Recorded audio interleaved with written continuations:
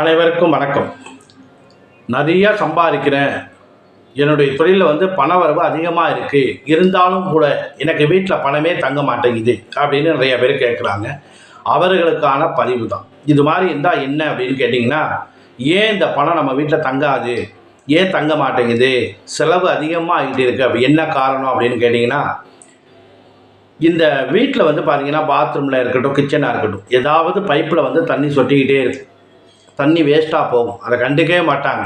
சில பேர் வீட்டிலலாம் பார்த்தீங்கன்னா அந்த துணியை வச்சு கட்டியிருப்பாங்க, சொட்டு சொட்டாக சொட்டிக்கிட்டே இருக்கும், அந்த பைப்பு மாற்றாமல் இருக்கும். என்றைக்குமே தண்ணி வீணாகக்கூடாது. தண்ணி வீணானால் அந்த வீட்டில் பணம் தங்காது.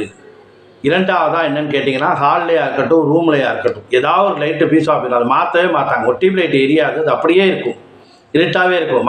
மாத்திரம் நினைக்கிற முடியலை, அது மாதிரி இருக்கக்கூடாது. இதெல்லாம் இருந்தால் பண விரயத்தை ஏற்படும். இன்னொன்று என்னன்னு கேட்டிங்கன்னா, மாலை நேரத்தில் விளக்கு வச்ச நேரத்தில் சில பேர் மாலையில் விளக்கு ஏற்றுறாங்க, ஏற்ற மாட்டாங்க. இருந்தாலும் 6 மணிக்கு மேலே நம்ம வீட்டை பெருக்கக்கூடாது. 6 மணிக்கோ 5:50க்கோ சில பேர் பார்த்திங்கன்னா சாயந்தரம் நேரத்தில் தான் நம்ம வீடை பெருக்குவாங்க. அது மாதிரி பெருக்கக்கூடாது.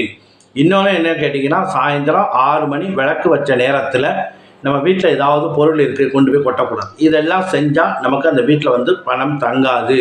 பணம் நிறையா வரும், ஆனால் செலவாகிட்டே இருக்கும். கண்டிப்பாக இந்த மாதிரி சில காரியங்கள்லாம் செய்யாமல் இருந்தாவே நமக்கு பண கஷ்டம் இல்லாமல் இருக்கலாம். நன்றி, வணக்கம்.